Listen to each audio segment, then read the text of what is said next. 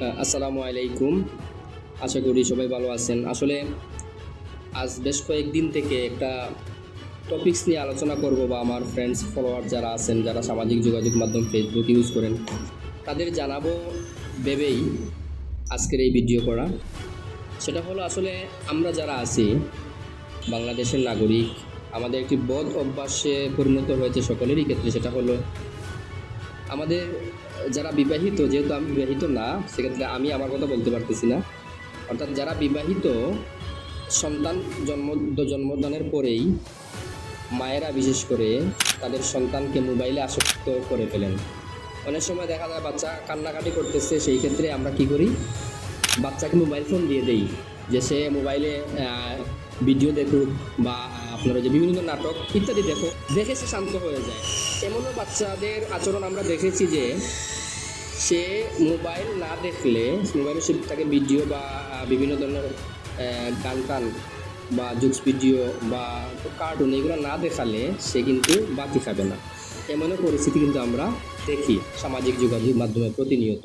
আর এটা বাস্তব জীবনে প্রত্যেকের আমি বলবো না, অনেকেই সচেতন অভিভাবক মা বাবা রয়েছেন। এটা আমরা রিসেন্টলি কিন্তু আবার দেখতেছি।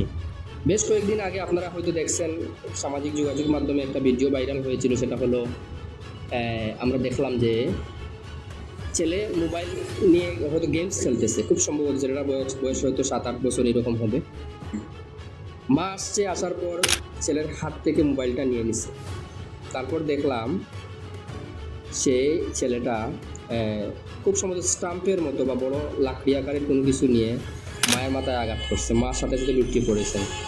মৃত্যুবরণ করেছেন কিনা সেটা আমি জানি না। তো এই যে একটা আসক্তি, এই আসক্তিগুলোর উত্তরণেরও কিন্তু পথ আছে, আর সেটাই হচ্ছে সচেতনতা। আসলে আমরা জেনে নেই, আমরা যদি শিশুরা যদি মোবাইল দেখে, একটা গবেষণায় দেখা গেছে যেসব শিশু দীর্ঘক্ষণ মোবাইল ফোন ব্যবহার করে তাদের মস্তিষ্ক ও কানে নন ম্যালিগন্যান্ট টিউমার হওয়ার উচ্চতর আকাঙ্ক্ষা থাকে। এটা হচ্ছে প্রথমত। দ্বিতীয়ত হচ্ছে মোবাইল ফোনের স্ক্রিনের দিকে দীর্ঘক্ষণ তাকিয়ে থাকার কারণে চোখের রেটিনা, কর্নিয়া এবং অন্যান্য অংশ ক্ষতিগ্রস্ত হচ্ছে। তৈরি হচ্ছে মায়োপিয়া বা দৃষ্টি সমস্যা। আরেকটি বিষয় হচ্ছে রেডিয়েশনের যে একটা বিষয়। আমরা কিন্তু রেডিয়েশন দ্বারা পরিবেশের মধ্যেই কিন্তু আমরা বড় হচ্ছি। আমাদের শিশুরা কিন্তু রেডিয়েশন দ্বারা পরিবেশের মধ্যেই এই মুহূর্তে বড় হচ্ছে। এতে তাদের মস্তিষ্ক, তারপর যেটা বললাম ম্যালিগন্যান্ট টিউমার যেটা হওয়ার উচ্চ আকাঙ্ক্ষা থাকে। আবার দীর্ঘক্ষণ আমি বললাম যেটা একটু আগেই, যে মোবাইল স্ক্রিন দিয়ে তাকিয়ে থাকার কারণে আমাদের চোখের রেটিনা, কর্নিয়া, অন্যান্য অংশ ক্ষতিগ্রস্ত হচ্ছে।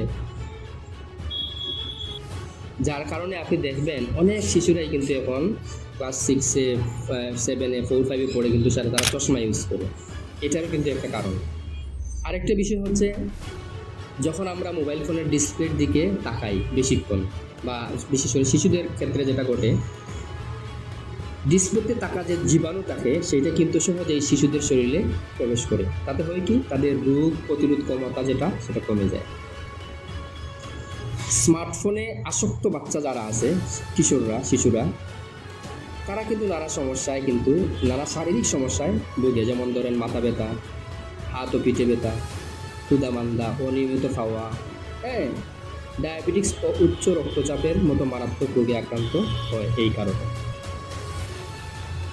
আমি একটা নিউজ থেকে একটা লাইন পড়লাম, সেটা হচ্ছে যে এক অনুসন্ধানে দেখা গেছে স্মার্টফোনে আসক্ত বাচ্চাদের ঘন ঘন মেজাজ বদলে যায়। অর্থাৎ তাদের চির মেজাজটাকে যখন তখন রাগান্বিত হয়ে ওঠে, কারণ ছাড়াই রেগে যায়। অপর্যাপ্ত এবং অনিয়মিত ঘুম, মনোযোগ থাকে না তাদের, পড়াশোনায় বলেন বা যে কোনো ক্ষেত্রে বলেন, অনেক কিছু তারা ভুলে যাওয়ার একটা বিষয় তাদের মধ্যে কাজ করে। বাসার দক্ষতা বিকাশ না হওয়া, ভাই বোন, মা বাবা ও খেলাসাথীদের সঙ্গে বিচ্ছিন্নতা, এটা মোবাইল ফোনের জন্যই। এই কারণে আমাদের আজকের শিশুরা ভবিষ্যতে মানসিক, শারীরিক অসুস্থ হয়ে পড়বে। তারা নিজেদের সৃজনশীলতা হারিয়ে ফেলবে, কোনো স্বভাবের হয়ে যাবে। ধীরে ধীরে বাবা মায়ের সঙ্গে তাদের দূরত্ব সৃষ্টি হবে। আপনার এই ভুলের জন্য দেখবেন শিশুরা ভবিষ্যতে অনলাইনে ভায়োলেন্স বা সাইবার বুলিংয়ের মতো অপরাধের শিকার হতে পারে, যা তাদের কোমল মনে বিরূপ প্রভাব ফেলতে পারে। এই বিষয়গুলো থেকে আমরা কীভাবে উত্তরণ হব, বা এই স্মার্টফোনের যে আসক্তি থেকে আমাদের বাচ্চাদেরকে আমরা কীভাবে নিরাপদ রাখবো? প্রথমত, আমাদের সিলেট অঞ্চলের কিন্তু অধিকাংশ বাবা অর্থাৎ প্রবাসী থাকেন। দেখা গেছে বাচ্চা জন্মের আগেই বাবা প্রবাসী, বাচ্চার জন্ম হয়েছে বাবা প্রবাসী থাকেন। তো সেক্ষেত্রে গৃহিণী স্বামীর সাথে ফোনে কথা বলতে যে বাচ্চা দেখে, সেই ক্ষেত্রে আমাদের একটু সচেতন হতে হবে। আমরা যখন ফোনে কথা বলবো, শিশুদের সামনে না থেকে অন্তরালে গিয়ে কথা বলবো। প্রথমত, প্রয়োজন ব্যতীত মোবাইল বেরই করব না। তাদেরকে আমরা ঘরের কাজে, আমাদের শিশু যারা আছে, ছোটো ছোটো শিশু বাচ্চারা, তাদেরকে আমরা ঘরের বিভিন্ন কাজে আমরা সম্পৃক্ত করব। মা যে কাজ করতেছে, মায়ের কাজের সাথে সে হেল্প করুক। আমরা নিজেদের বাসায় বা বাড়িতে আমরা একটা লাইব্রেরি করব। লাইব্রেরিটা কি? বিভিন্ন ধরনের আমরা গল্প, বই, কার্টুন ইত্যাদি ধরনের বই আমরা বাসায় সংরক্ষণ করব। বাচ্চারা বই দেখুক, সে ছবি দেখুক, ছবি দেখে শিখুক। পেন্সিল দিবেন কিনে, কলম দিবেন, সে খাতা দিবেন, সে লেখালেখি করুক, কলম ভাঙুক, খাতা চিরুক, বই চিরুক। এইগুলো আমাদের করতে হবে। আপনার শিশুকে আপনি পর্যাপ্ত সময় দিতে হবে। তাকে নিয়ে বাইরে ঘুরতে যান, প্রাকৃতিক পরিবেশ দেখতে যান। কৃত্রিম পরিবেশে না গিয়ে প্রাকৃতিক পরিবেশ, হাওর, বনাঞ্চল, পাহাড়, পর্বত, পার্কে যান। এতে তাদের মন এবং মানসিকতা বৃদ্ধি পাবে। যাই হোক, সবাই সচেতন থাকবেন। আপনাদের সচেতনতাই আপনার শিশুকে বাঁচিয়ে রাখবে, তাদের মেধা মননে বিকাশ করতে। আসসালামু আলাইকুম।